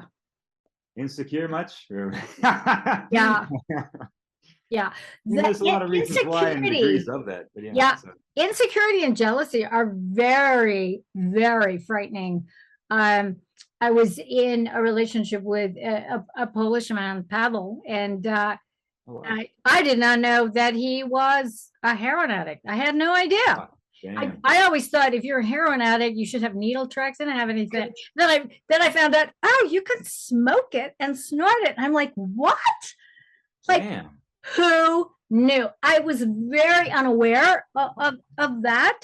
And so we were at a restaurant one time, and the whole jealousy thing, I'd never experienced anything like that, where this person was absolutely convinced that it was at the ladies' room. There's a huge line. The ladies' room is on the opposite end of where we were. The men's room is on the opposite. So they were separated. He was totally convinced that I had not gone to the ladies' room, that I'd met up with the dude that was sitting behind me and was somewhere fucking him. And I'm just like, what is going on? But he was so convinced, and he took the table and he dumped everything that was on our table into my lap and screamed, "You should go fuck him again." And of course, the guy that he was accusing me of being with is the guy turns around and helps me. "Are you okay?" It was like, I was so afraid. I was terrified. And I felt this, I remember feeling this energy laser slice right through my energy field into my heart. No. And I was devastated because I adored him. It's like, where are you coming? How are you coming to this conclusion? It's so bizarre. Yeah. And it was kooky, and it was drug induced. That paranoia, the weird. And that'll amplify all those negative emotions tenfold. Yeah, it was ugly. It was ugly. I never experienced it again because it was over. And that's another way to completely make a discord of that electromagnetic connection, huh? Mm-hmm. Yeah, because all that drug use, alcohol abuse, will actually shatter your auric field and just invite low-level entities into your field, and they just start hopping in and out of bodies and having a party. Sometimes 2 or 3 of them will enter into the body and have a party. Damn, yo. You know. And it ain't no slumber party. No, it is not a slumber party. That is for sure. Oh, Lord. No, the slumber party are the sleeping masses, you know. Yes. Yes. Yeah. Craziness. What's your, as a woman, I'm curious as to like how you felt with partners and just, you know, vibes from guys in general, that they think like a woman is like something that own, you know, it's like, that's my woman, that's my girlfriend. I've run the gamut of that. I've run the gamut of that. So, like my first husband was very, you know, he's Italian. What Italian and on the macho side, or Italian and Israeli. So very chauvinistic, very loud and expressive, and very, very sort of machismo, macho kind of thing. And then my second husband was Texan, kind of the same thing, but artsy, you know, very, very artistic, and couldn't figure out whether he was gay, bi, or straight. Damn. So it was a little complicated. And then I had the sensitive musician, Pavel, who was a tortured soul. Definitely much more in that the sort of negative feminine of you know, musician, but being very directionless and also entitled. Entitled because he had a certain level of upbringing and status in terms of his family origin, and that was weird. It's like, yeah, well, wait a minute, I'm sorry. And then my last relationship was with narcissist, sociopath, psychopath. Damn. Very like a manipulator and using his child as, you know, a way to push my button. So that was one of the things that I learned. It's like, oh, one of my triggers is children. Yeah. And there's so many children who have reckless fathers, reckless mothers. And I was always the one, I'll step up, I'll do it. And that was a reflection of me having such a neglectful, horrifying, violent, abusive childhood that I am not going to allow, if I have it in my power to not allow a child to have those experiences, I'm down automatically without thought, you know. But it's funny because I've had a few opportunities lately dangled in front of me, and I'm like going, no, thank you. No, been there, done that. No, I'm done, you know. So I need to work with my inner little girl, and she gets to have some fun, you know, reclaiming her. But yeah, so I've run the gamut with men, and I have had also very relatively short relationships with men who have been relatively conscious, and we parted ways very very sweetly, very lovingly. Cool. And I'm still friends with them. And and I keep track of them. So we have a closeness there. But you know, what's the common thread of those men is they do the great work. Boom. You know, they've had their hearts broken. They did the painstaking work to extricate themselves from this unconscious masculine feminine dynamic that is of typified unconscious dramatic relationships, you know. So so I've run the gamut, and the person that I'm with now is he's very, you know, it's funny because our approach, our life experience are very different. But we've come to the same conclusion. We have the same worldview, universal view. We have the same values. We have the same morality. And it's we're very, very in tune and aligned. Yeah. So how did that happen? Nobody would ever suspect that, and I come from the sort of free spirit, entrepreneurial, make my own way. I mean, by the time I was like 21, I'd been fired from 25 jobs. It was very apparent. Yeah. I am virtually unemployable. No one wants to fire me because I am unruly. I can't take direction. And his route, he's a retired Air Force colonel. I mean, hello, it's weird. I mean, what? So when I tell people that, they're like, they're wondering about that. And we have the same soul, basically. We have the same heart. Yeah, sounds like you guys are on level. Yeah. So it's like you come to the same conclusions, doing all these different divergent pathways and having these different experiences and lessons. So it's a very interesting trajectory for sure. Surprising. It surprised me. It's like, what? I'm not living in Italy. I'm not supposed to. Damn. Funny that way. Where in Italy, real quick? Near Florence.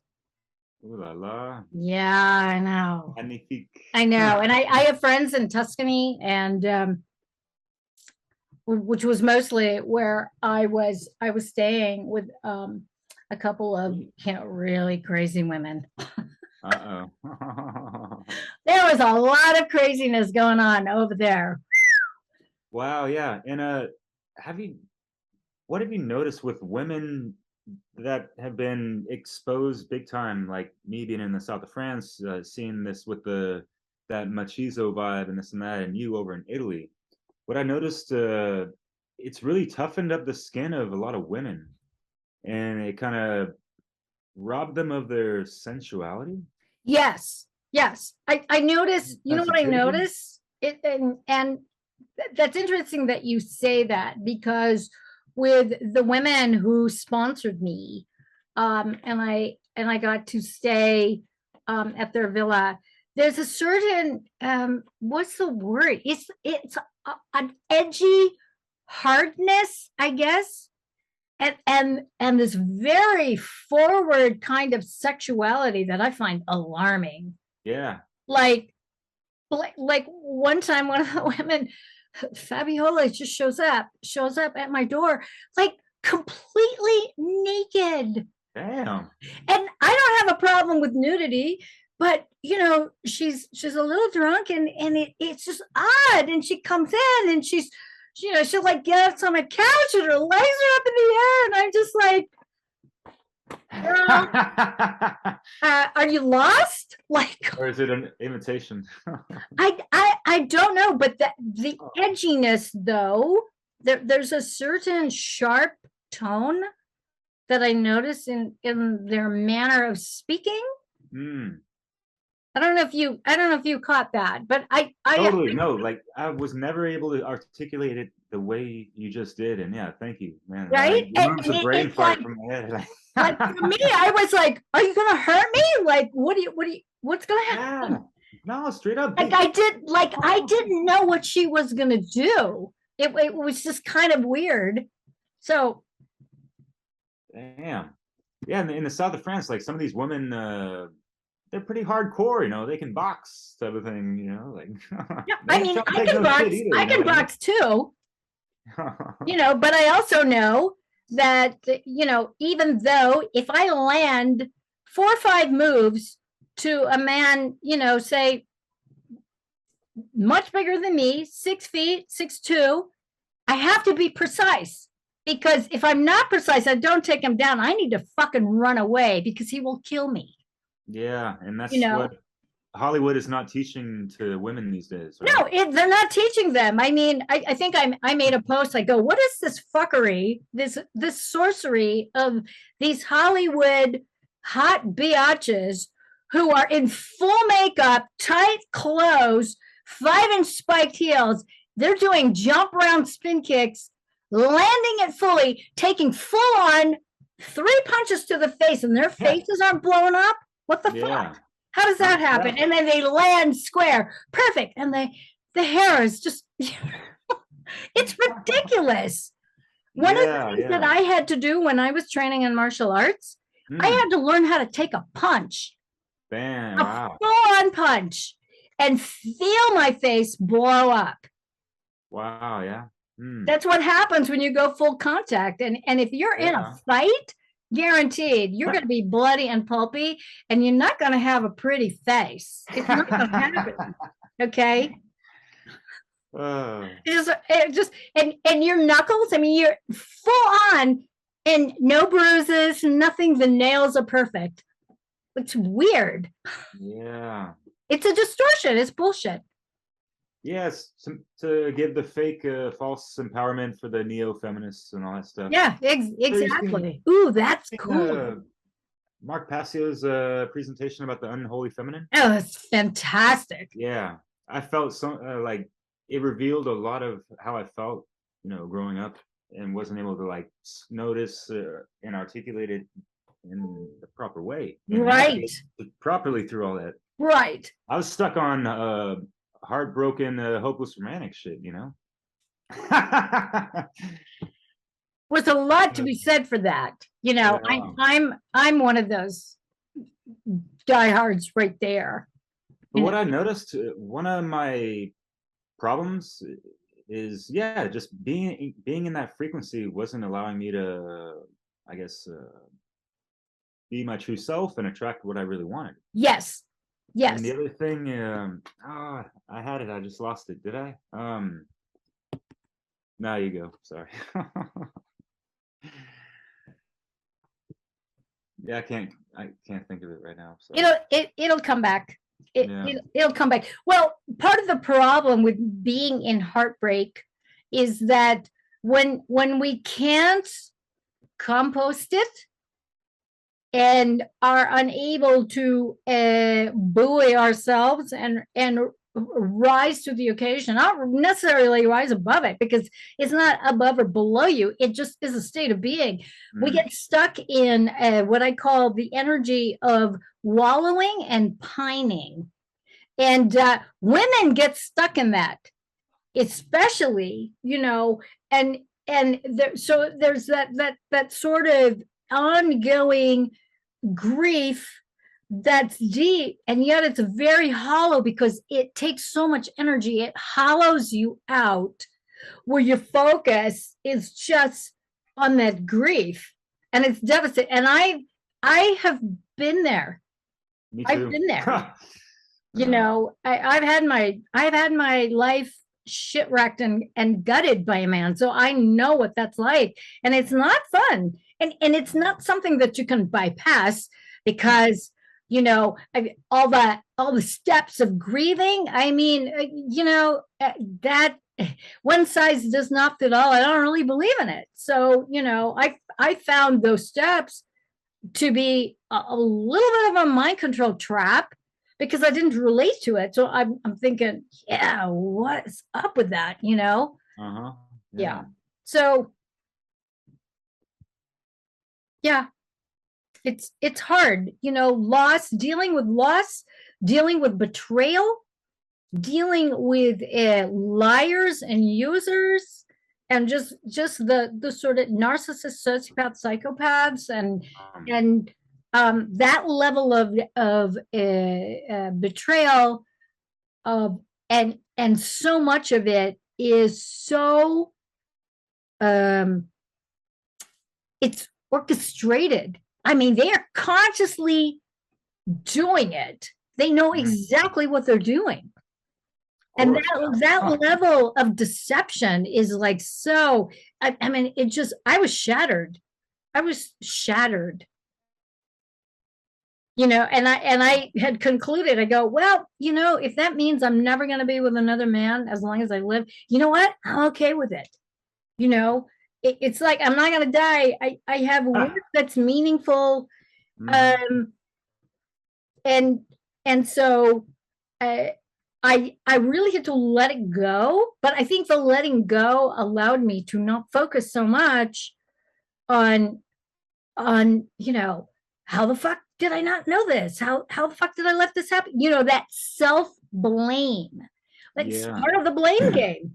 Is the blaming of the self, and then getting into the self-punishment and the self-murder and the soul murder of like really beating on yourself, bullying yourself about how stupid you were, how careless you were, rather than in reality transurfing, there's a whole thing that's called when you're up leveling your reality and you're moving through trauma to seek the advantage and the benefits of everything that comes your way, including the devastations and the betrayals. And that has been gold. It's been gold. Wow. Yeah. And I get these little kernels of insight, on a regular basis where, good. Yeah, and this totally makes sense as to what I wanted to say today as well, is,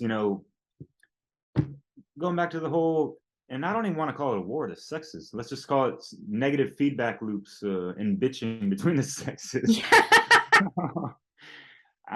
Who's actually trying to wage war and throw, you know what I mean? Anyways. Yes. How often have you heard like, oh, well, you're just a waste of my time, or, like, you know what, it's why even bother doing this? It's wasting our time, instead of having the approach more like, you know what, I think we should be using our time more wisely if this is going to work out, let's not beat the dead horse or whatever. Just, it's degrading the other person, like, you're a waste of my time. And you're actually degrading yourself when you say that as well, because you're not going through and doing the inner work and introspection. Exactly, and you're not valuing the person and the experience. You chose each other. Hello. I mean, part of the responsibility and moving forward is taking responsibility. Oh, I chose this person. Hello. I mean, that kind of radical honesty, I think, is it's vacant in just so many people's lives. Vacancies. Yep. Just like, I just kind of checked out. But they don't want to take responsibility for their actions, right? What was that? They don't really want to take responsibilities for all their actions and choices they have done. No, he made me do it. She made me do it. What? She triggered me. Where's the two-way street, right? Yeah. There can be, more, one person out of the two can be more culpable of doing certain things, of course. We're not negating that at all. Yeah. Right. But how are things getting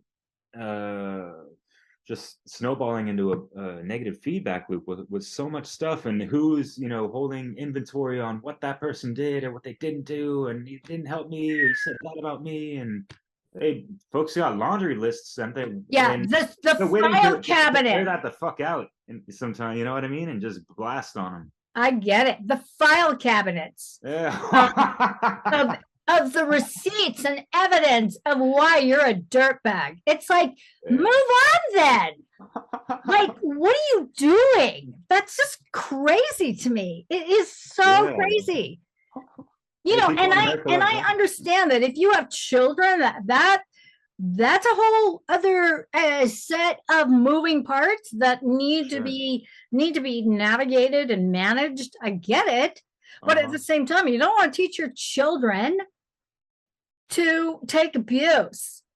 You don't want to teach your children that you hate men or hate women. Yeah. It's not a good thing, I don't think. There are ramifications to that. There are consequences to the things that you do and the things that you don't do, especially. Yeah. Oh my God, totally. I loved what you just spoke about. Reminds me of some good old things that I was reading today, but where is that quote? It's such a beautiful quote, and it talks about how mothers talking to their daughters on, yeah, raising them not to be some freaking man hater and this and that, because they're gonna be I was perpetuating the raised same. by a man hater. Say again? I was raised by a man hater. Oh, damn. And she was frightening. Like, and it was painful for me to hear her talk to men. Yeah, I know. It was extremely painful. And just her disdain and her animosity toward men in general was it was creepy. Wow. So I am a lover of men and women, and I am a great advocate for the masculine essence, the men who show up. In my experience, the majority of the men that I've witnessed, they are showing up. They are doing the best they fucking can under hellacious, impossible circumstances in the presence of women who are hell bent on dragging their dicks in the dirt and making them wrong and blaming them for everything wrong in the world, in the matrix. Are they religious, by the way? Because a lot of religion is patriarchal. Just some of them are religious, and a lot of them are like hippy dippy feminists, fake feminists. That whole "I'm gonna take your head." That kind. It's like, eat it for breakfast or dinner.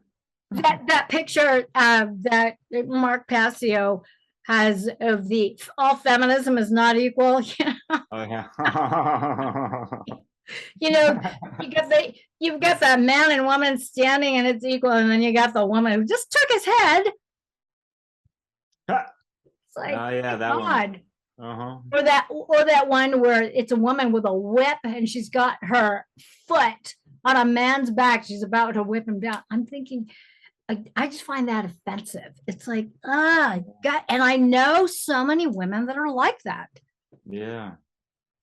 Or they kind of drool over those images. Well, here's something for them. Let it not be forgotten that the mother's influence on a newborn child determines not only his image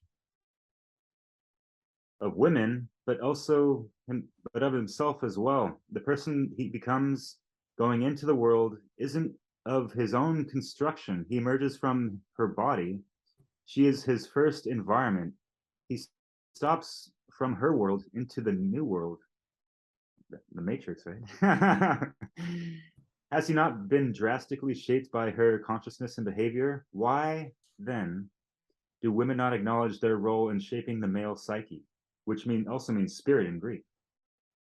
Does their evasion not speak volumes? Or, whatever kind of man-hating stuff that we're talking about. Yeah. I thought that was pretty good. I read that. That is pretty awesome. Wow. Well, how you doing? How are you doing energy-wise? Pretty good. We've been at it for 2 hours and 13 minutes? 2 hours? 2 hours? Something like that, yeah. Damn. It just flew. Do you want to cut this off around 2 hours then, or? Yeah, so let's go like maybe for another, I don't know, 5, 10. Yeah, what do you think? Yeah, because I can yak all night. Oh man. Here's something I wrote for one of my musical mixes. I've made 3 of them. I kind of put them out for International Women's Day, and when I post it, I kind of write things like, you know, like women are supposed to be celebrated every single day, not just some token fucking bullshit day, right? But yes, and it's called Femc Divinity. I think I shared one with you, and it's all female artists. Yes, you did. Conscious hip hop, and yeah. So there's been some insights on a metaphysical level regarding women and men, and I can speak from experience with this. Women have the power to activate DNA, soul code genetics, chakras, and things of that nature within men, especially lighting up that good old heart chakra. Let's just take it above the belt and the root chakra, guys, you know, like actually I got a jingle after being divorced and trying to be and not like whore myself out. If my heart is not in it, my dick is not with it, type of thing. Connections. Right on. Are you into tarot, by the way? I am. Sweet. So what about the High Priestess, wise in the world, and the Empress of Emotion and understanding, the caring inspiration between lovers, the Queen of Cups washing the impurities with temperance, the courage to shine like the sun or the star in their alignment to truth and natural law. Beautiful.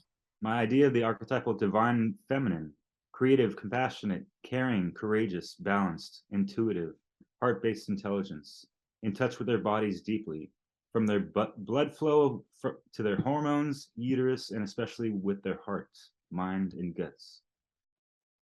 Obviously, the whole trinity of consciousness. Wow. The universal laws of morality are readily known within them, and they do not cause harm upon others and don't tolerate harm upon ourselves either, which is having the balance of that divine masculine energy within themselves. Yeah, obviously, when we hear about the divine masculine and feminine, we talked about that. Yeah, that's all I have to say about from that little note there. But wow. Yeah, and these are the types of things I write about on every single mix that I love it. You know, I love to write and kind of. We're speaking the same language. Cheers. Yeah. Yeah. Yeah. That's very sweet. Thank you. And I love that you're just doing it.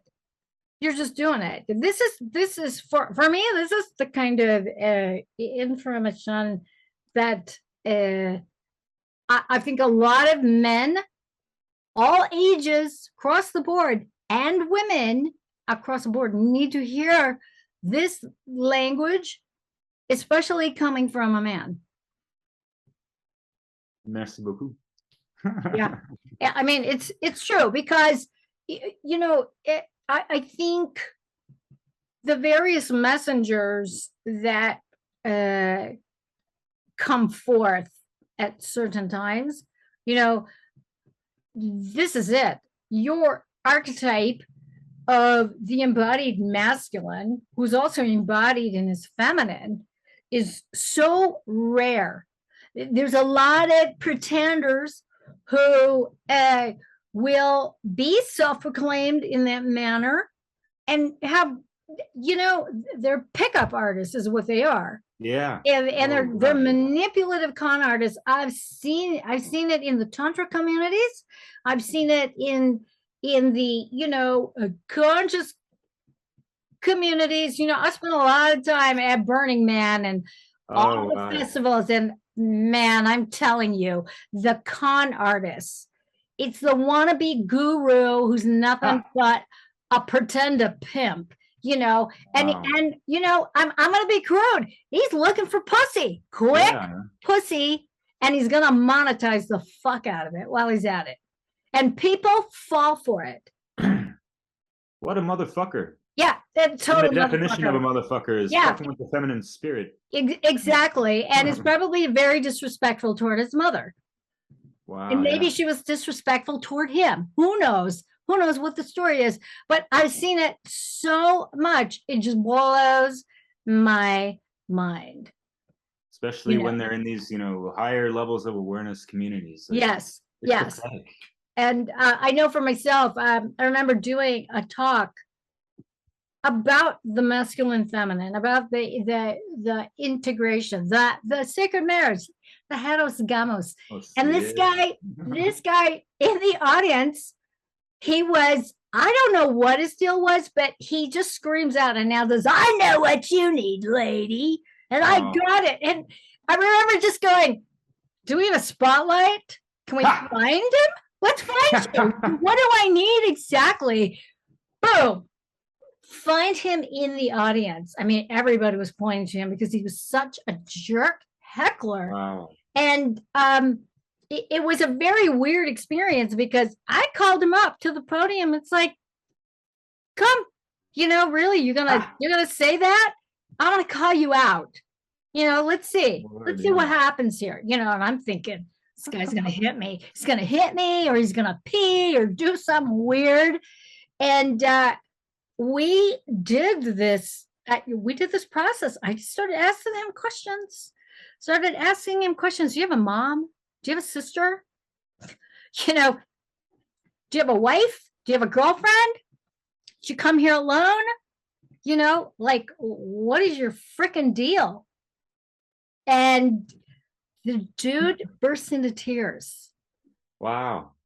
I mean, he had a come to Mary, Mother of God moment. I mean, it was kind of fantastic, actually. And I was actually doing a novena in my head because he had upset me so much, and I'm trying to be really kind of in my equanimity and I'm not going to go off, but I'm just going to ask questions. And he didn't know what to expect, but he kind of came up a little kind of macho, like he's going to get in my face. Trying to intimidate you. And I just started asking him questions, which is what I usually do. When I noticed he was in a lot of pain and he was just going to like fight me,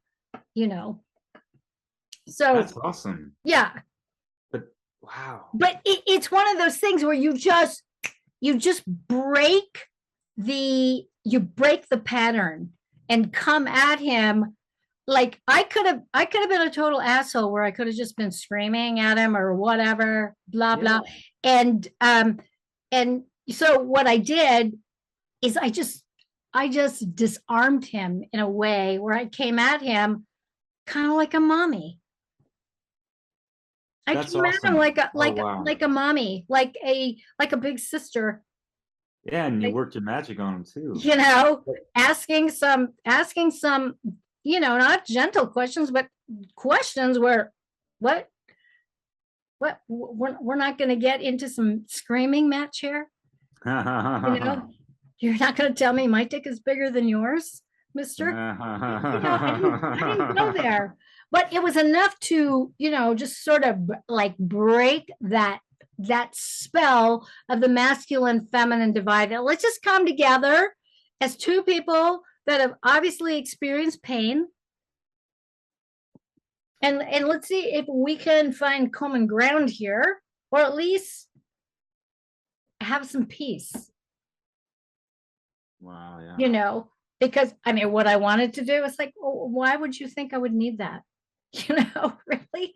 Because I'm talking about the marriage of the masculine and feminine, and I've had that same response from women where they're offended. Oh, yeah. They're offended with what I'm saying because they don't understand what I'm saying. Yeah. So that's weird too. Yeah. Wow. Yeah, just going back real quick, 'cause I'd love that story and how you made him have like an ego death, basically. Yeah. But just it sounded like you were asking the questions rather calm and composed, right? I was very, very calm. I mean, after it was brought up, we did spotlight him. It's like you're called out. Never make an announcement like that to a woman up on stage doing a teaching or teaching, especially when there's a potential that you're going to get called up. Yeah. But that's like that high priestess energy magic, if you will, and just, you know, understanding that they fucked up. You're upset about it, but you're not showing that, and you're actually curious as to, you know, what's going on in his head, in Yeah. his emotions, and Yeah. just like those simple questions are great. But how many women do you see out there, you know, especially like, it's an easy target, but you know, like the protesters and stuff, and you have these women screaming like, "Ah, oh, you're a Nazi, you're a bigot, and all this stuff, you're a sexist," and this and that. I'm just curious as to like what that actually accomplishes. Yeah. And yeah, they're yelling out with all that yang energy. They're not Yeah. bringing in the subtle yin energy. Yeah. They're Yeah. not even And they don't interested in- realize that is toxic masculinity right there. Yes. It's projective and it's unconscious projection. You don't even make sense. Do you honestly know what you're all pissed off about? Not really. Not really. And I've interviewed women. I've been interviewed by women, you know, where they all of a sudden realize that, oh, she's not the feminist we thought. Ah! And I've been kicked off of calls where this interview is over, you're gone. But they just tell me to fuck off because I'm not cooperating with their little narrative. And I'm not going to get on the bandwagon and bash men. I'm not going to do it. I appreciate. I'm not on your hate train. I'm not doing it. I'm not. Oh man. The only train I'm down with are those classy, comfortable European rides. I mean, in Japan they got those, but geez, have you ever seen a train in Japan that doesn't have 1 million people smudged up against the walls? No, anyway. Never. I have not, and that is a frightening thing because you're literally like this. It's kind of creepy. I don't like it. I don't like it. And I get claustrophobic and, you know, I mean, I'm all touchy and feely, but it's got to be on my terms, basically. Mm-hmm. Well said. So, the neo-feminists in it, I don't, yeah, a lot of them are just misdirected, lost, and projecting a lot of stuff. Yeah, they've not worked through their daddy issues. Yeah, that too. Or their mommy issues, for that matter. Of course, yeah. They've not integrated the inner masculine and feminine. Yeah. I almost think that like these MGTOW men are almost like the diametric opposite of some of these neo-feminists in a sense. That's probably true. I can't think of any other group or male movement that, you know, is so like anti-woman almost, you know. Well, then there are the pickup artists, and they're all about working women. Yeah, and that sort of creating the narcissist, sociopath, psychopaths, you know, who can exploit at will and make it all charming, and like they're doing you a favor. Yeah, I mean, I've heard some of these podcasts; they're frightening. Like some of their tactics, I'm just like, is this legal? Like, damn. You're teaching folks how to do this. You know, it's a weird form, you know, in many ways. I'm like going, this is kind of like weird NLP tactics. Oh God. Strange. Yeah. Mm-hmm. Yeah, very, very disturbing. And, you know, and I try to keep an open mind, you know, because I want to listen to an entire presentation, but man, I had to like pause stuff. I was just like, step outside, get some air, take a break. Smoke split. Because this is disturbing. This is willful manipulation. Yeah. So and they're very plain about it. Wow. How to get a woman to, you know, blah, blah, blah, you know, just like, okay. I'm sorry, does that work for you? Really? Jeez, wow. I haven't had sex in 2.5 years. Ain't interested in manipulating a damn soul to get some. Yeah, exactly. Wow. Yeah. Yeah, I'll tell you, it was easy to go for without it for years. It was very, very easy. Yeah. You know, and my friends were disturbed. My friends were disturbed. You should go out and fuck your brains out. You know, it's like, no. Jeez, yeah. It's like, what for? Yeah, like we spoke about, and just being conscious of what kind of energy and consciousness we're going to be enveloping, Yeah. being around. You know, yeah, purging that all out. All right, what do you think? Should we call it? Yeah, I do want to finish it on this. Please. If you look at my Pinterest channel, one might think I'm obsessed with this, but whatever. It's not just for me; it's for other people. It's my divine femininity board. There's actually 1,000 photos. Oh, I saw parts of it. Cool. I just wanted to read real quick the top because just to recenter, things, and as a male, my tribute to the divine feminine. It is the goddess energy, the womb of creation, the sacred maternity, the pure beauty, the non-aggression principle, the priestess of emotion, also water, the enchanting elegance, the priestess of sensuality, the queen of balance, the Gaia Sophia vibration, the heart-based intelligence, the empathic intuition, the frequency of unconditional love. Hyros Gamos, baby, yes. Beautiful. Then you can embody these aspects and attributes as well. Like you said in so many of your works before, masculine, feminine, these are all archetypes of energy and consciousness, and we just work with them. We work with what we have. We find balance and harmony and try to help others. Absolutely. I love it. It is what animates our physical bodies, the masculine and feminine. It's the windings and the flow of moving formless into form. And it just continues. It continues on. There's no end. Death, rebirth. Exactamundo. And so we're gonna break out of this phantom soul matrix and not follow that white light at the end of the false light tunnel. False light tunnel. I love that. Yeah. It is exactly that. The false light tunnel. Yeah, for sure. Yeah. Well, sweetheart, thank you so much for your time, your energy, your wisdom, your presence, your beauty, you're just, you're just, I'm madly in love with you. You're just I love it. It's like, had I had a son.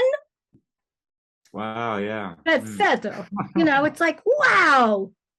It means a lot to me, Maria. Wow. Yeah. Thank you so much. Your parents did well. They did. They did well. They're still together, 40 years. That's awesome. Yeah. That's awesome. It's been a great example for them. Growing up, Yeah. That loyalty and all that stuff. So yeah. Cool. Any parting words before I end the recording? You've humbled this lion quite a bit today. Thank you so much. Appreciate that. All the kind words and compliments. I hold you in such high respects as well. Thank you so much. Really appreciate our connection and friendship, and look forward to hearing from you soon, and hearing what else you're coming out with and what you already have on your channel. There's a lot. Yeah, we have a fun thing tomorrow. I'm going to be going off on Lady Bits. Oh yeah. Oh cool. It's one of my quickie rants. So it'll be kind of fun because I've been posting some really serious stuff lately. So I figured, I'd share a little weird conversation with a woman friend, a self-proclaimed man-hater who had a few choice words for me. But anyways, I set her straight, especially on a word origin for a particular word of which I will not get into. So anyways, all right, kids. Thank you so much. Thank you, Derek. Thank you. Thanks for tuning in, guys. I'll have all of Derek's information in the show notes below, and check out his channel. We'll have all his information. And big love. Here's to love, truth, and beauty. Mwah! Ciao, Bellas.